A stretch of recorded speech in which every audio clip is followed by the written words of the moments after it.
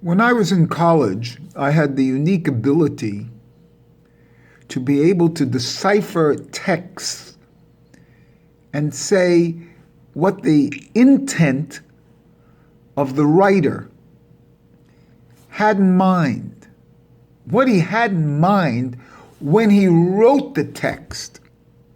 In other words, what was he thinking when he wrote the words, Happy Valentine's Day? What was really going through his head when he wrote his novels or his poems or his essays? Because the text is only a written format of the person itself, themselves, his self, herself. What is really in the mind of the writer that comes down through the mask of the text. This was my unique facility. I would read the text and tell you what the writer had in mind. How I got this ability, I don't know. It's the same thing as how I do my songs, how I just play.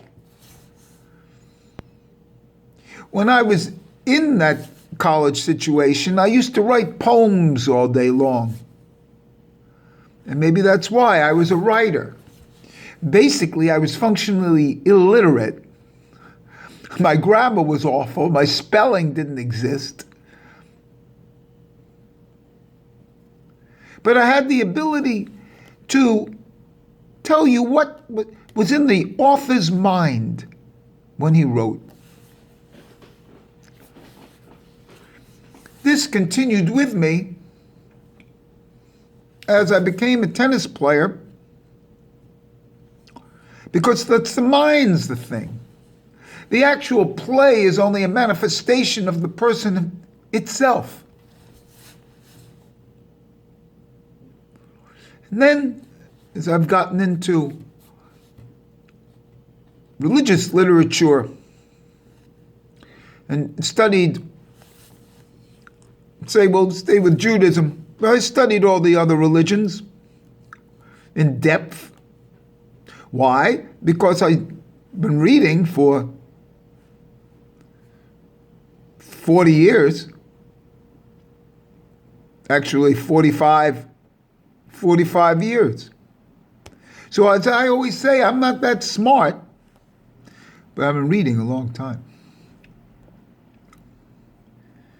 And so I bring with me this methodology of analysis into these texts, into the Torah, the Talmud, the codes, the commentaries.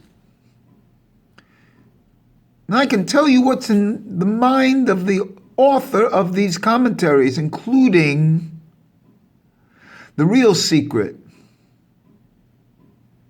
What's in the mind of God when he gave the Torah, the Ten Commandments, say, on Mount Sinai through the finger of Moses. The finger of Moses was moved by the concept of God. And that's what the whole analysis is anyway. The whole trick is to try to figure out what's really meant. And for me, I can figure out what's really meant. And this is my great secret. And that's why I am sure when I speak. But my other secret is I say that each person is revealed the Torah for himself. Don't listen to my analysis because it doesn't fit you at your time now.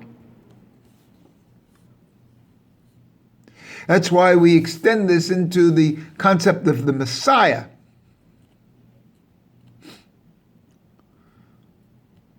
There have been messiahs.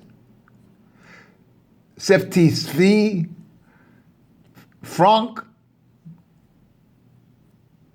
All false messiahs are true messiahs And all true messiahs are false messiahs.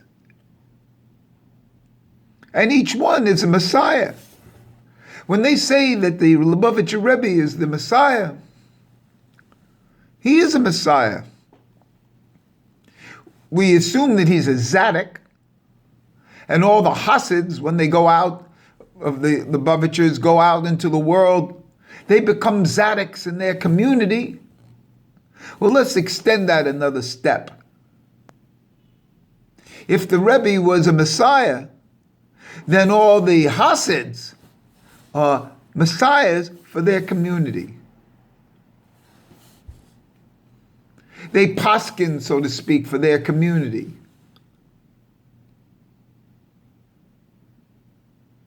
And the individual is the center of that community. And that individual is a Zadok or a Messiah or whatever you want to call him. The voice.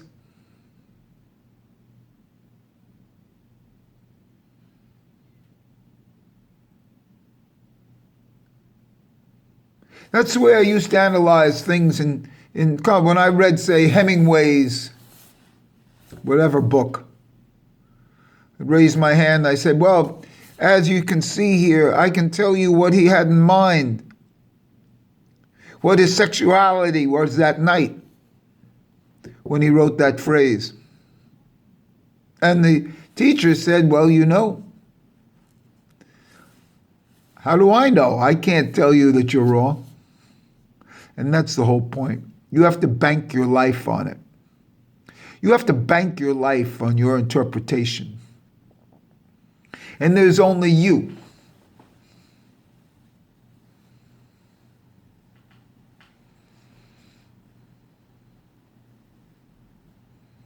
And this is my fundamental analysis here.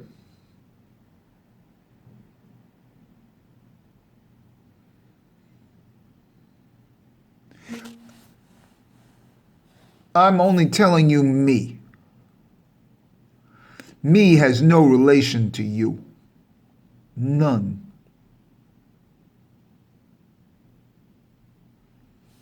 You're supposed to hear these things because that's the way it is. A certain number of people are supposed to turn into this channel and hear these things. But in the final analysis, you're supposed to be your own guru. As I always say, do you want this beard for you? Have your own understanding. You understand? Do your own thing. That basically, I've expressed this. That's the basic difference between the right and left, the two sides, right and wrong, right and left, yes, no brain, of it being good and bad. Well, I'll go to the right or I'll go to the left. And then there's another thing that came around called do your own thing, which is neither my way or the highway. Do your own thing. And that's the middle path. It's the path of the individual. Now, the weird thing is that each one of us is on that path. And you don't know it because the community has gotten you. See? The ads on TV, they've gotten you. See? The medical establishment has gotten you. Take care of yourself. Don't rely on medical man. medicine man. You know how ridiculous it is? It's almost like somebody in the, in the year 2020, going to a medicine man in Aztec country in 1840. I'm shipped back into time. And this medicine man dances around me with rattles and snakes. Woo, woo, woo, woo, woo, woo, woo, woo, woo. And takes the spirits away.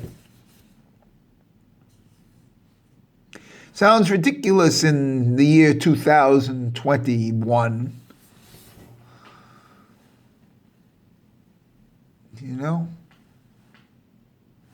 Well, that's how ridiculous medicine sounds to me now. And all the people that you see on television espousing medicine at this time.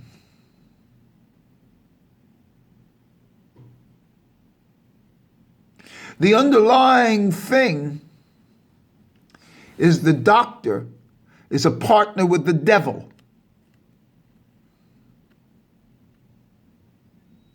That's what Rebbe Nachman of Breslov said.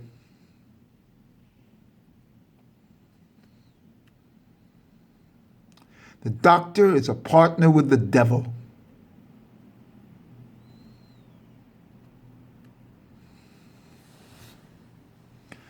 And that's the way I feel at this time of coronavirus, that there's another dimension that hasn't been addressed yet. It may have been addressed, but it's tough to find because just like this, I'm scared to put it on. Scared to tell you what I think it is. So I got a big mouth, but I'm scared to hell. Scared to death.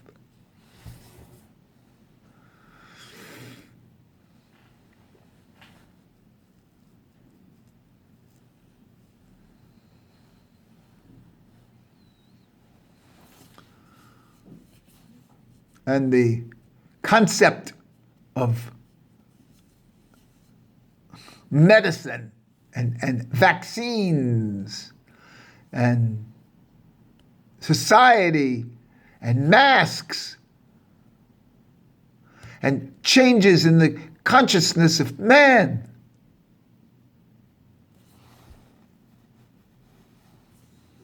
In my opinion, this has shown you how ridiculous it is to eat in restaurants. Little portions of, shish kebab with rice and white wine. Is that what you have with shish kebab? I don't eat the meat. I don't eat the wine. I don't like to be served by somebody else. Because just like I know what's the intent of the writer who writes the Torah,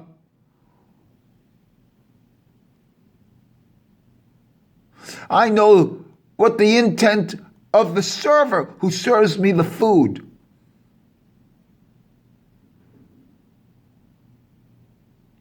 He hates me. I'm only there for the tip.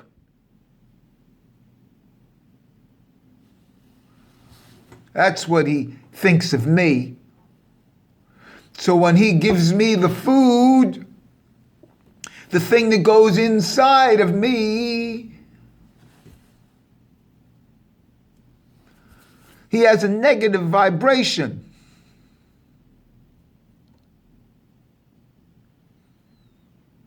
This negative vibration is what I eat.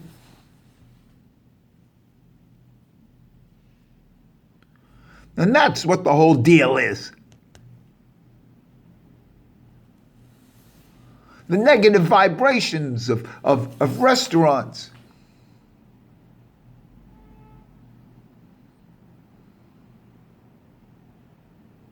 In the city here, you should see the people that are delivering food. I don't think there's one legitimate immigrant there. And these automatic bicycles are going down being Ubud.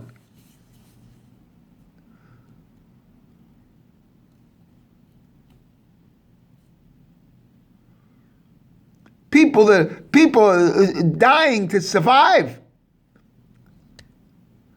Working is anything, and that's who's feeding, who's delivering my food. And then yes, oh, that's nice. Yes, I'm eating locally. Do you get what I'm saying?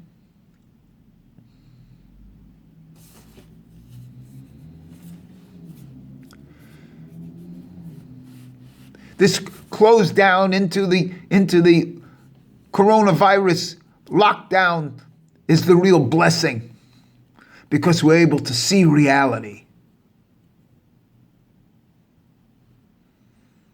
We're able to see underneath the text. The text that we're seeing now in this lockdown, COVID-19 lockdown, coronavirus lockdown, whatever you want to call it, is the consciousness of the societal towards the individual. And what do you see? Do you like it? And it's to see it's all for you to benefit, to see through it.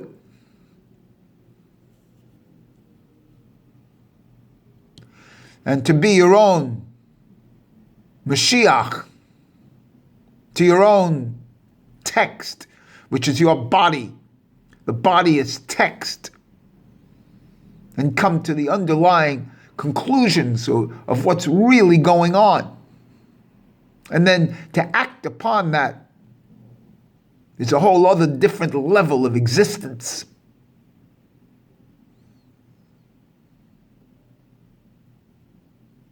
And this little sheer I'm giving here isn't supposed to make sense. It's not supposed to be logic. It's supposed to be the underlying of the halakha. What's really being said?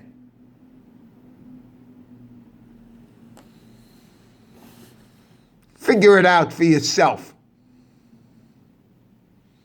How could you look at me